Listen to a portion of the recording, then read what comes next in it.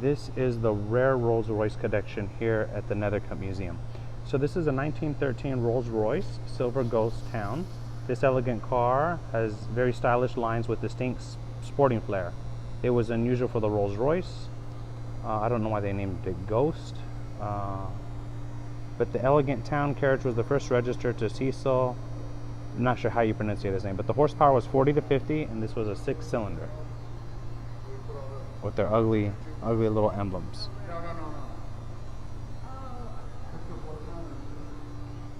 This is a 1930 Rolls Royce Phantom. This is the 1930 Rolls Royce, was manufactured in Springfield, Massachusetts by Rolls Royce of America, a branch of the British firm. This vehicle when new was $22,000.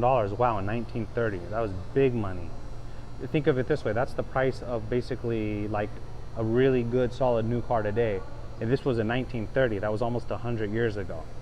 So that car was no joke. Wow. When you think about it like that, cars 100 years from now, new cars cost that. Okay.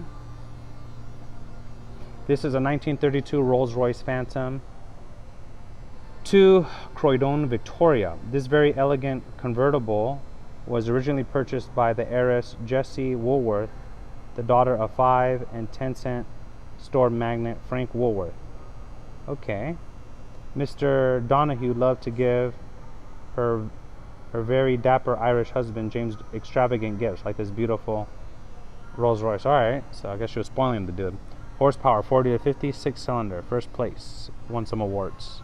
1932 Rolls Royce. This is a 1937 Rolls Royce Phantom 3 Sedanica DeVille. The V12 engine of this fabulous Phantom has direct ties to the Rolls Royce aircraft engine that helped win World War II. Smooth, powerful, and built without regard to price, the Phantom 3 is one of the finest automobile producers in the 1930s. The original owner of this car was the Honorable W.G. Bethel of Westminster, London, England. He was the son of Sir John Henry Bethel, first Baron Bethel. Wow, 200 horsepower. Wow, for a 1937 car, 200 horsepower. All right. 200 horsepower. So there's that 1937 Rolls Royce. Okay. Let's see. This is a 1957 Rolls Royce Phantom. I forgot how to read Roman numerals. Okay. This Phantom was built exclusively for either royalty or heads of state. Okay. So this one belonged to Kuwait oil, I guess, tycoon. I'm sorry, I can't read this. It says, this two-tone green Phantom was delivered November 21st, 1955 to the Kuwait Oil Co. for H.H. Amir. I don't know how to say his name. So basically this dude was wealthy. And that's his 1956 Rolls Royce Phantom Saloon. That's a unique green, isn't it? This is a 1966 Rolls Royce Phantom Victorian Limousine. The horsepower was 200, 8-cylinder. All right. I don't like this one the most. I mean, it's nice, but it doesn't wow me like some of the others. This 1972 Rolls Royce Phantom Limousine. The 374 Rolls Royce Phantom were, I need to learn how to read Roman numerals, I forgot. They were built from 1968 to 1991. This was to be the end of the Phantom series, but in 2003, Rolls Royce revived the Phantom series, which was still being produced today. Wow, so this car was $25,000 back in 1972. So that was 40-something years ago. Wait a minute. Hold on. No, yeah, like 50-something years ago. And that price of that car is still the price of new cars today, just to put that into perspective. Not a fan of it. The gray doesn't really strike me as anything that really just goes over the top. This is a 1937 Rolls Royce Model 2530 Sedanica DeVille, known as the baby Rolls Royce. All right. The 2530 was descended from the 20 that was in production from 1922 to 1929. The smaller Rolls Royce became the bread and butter car for the company and sold quite well. It was less expensive than the 4050. Okay. Price when new was interesting. So look what it says. It says price when new. It has that. I'm not sure what exactly that means, so maybe if there's any car enthusiast, you can let me know why that is, what it means.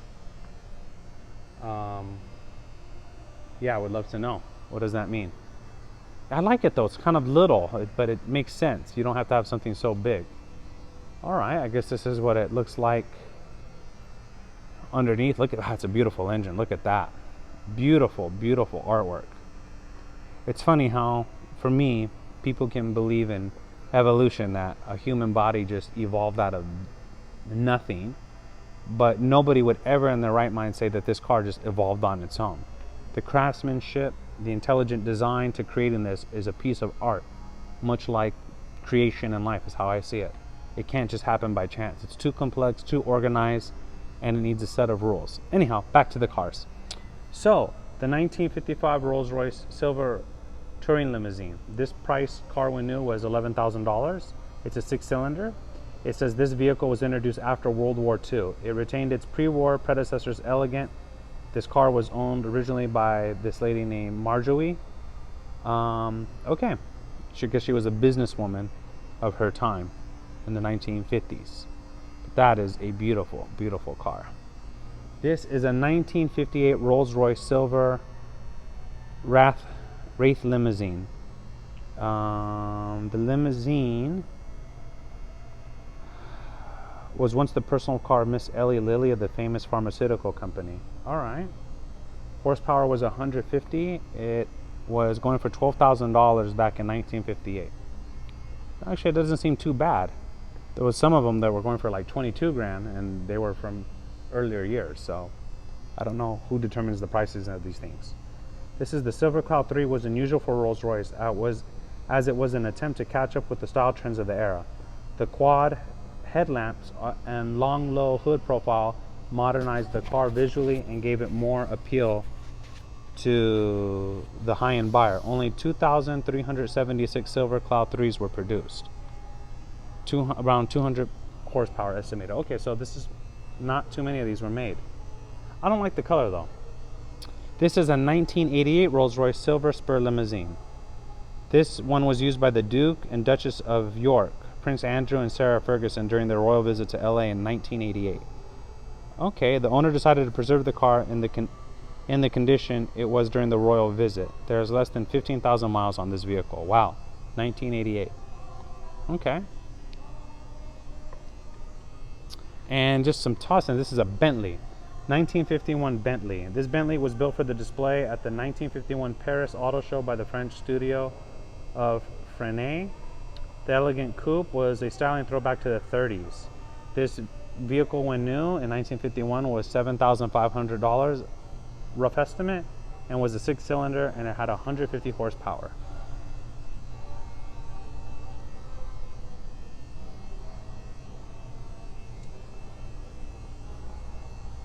And we'll throw in this one here. This is a 1980 Cadillac.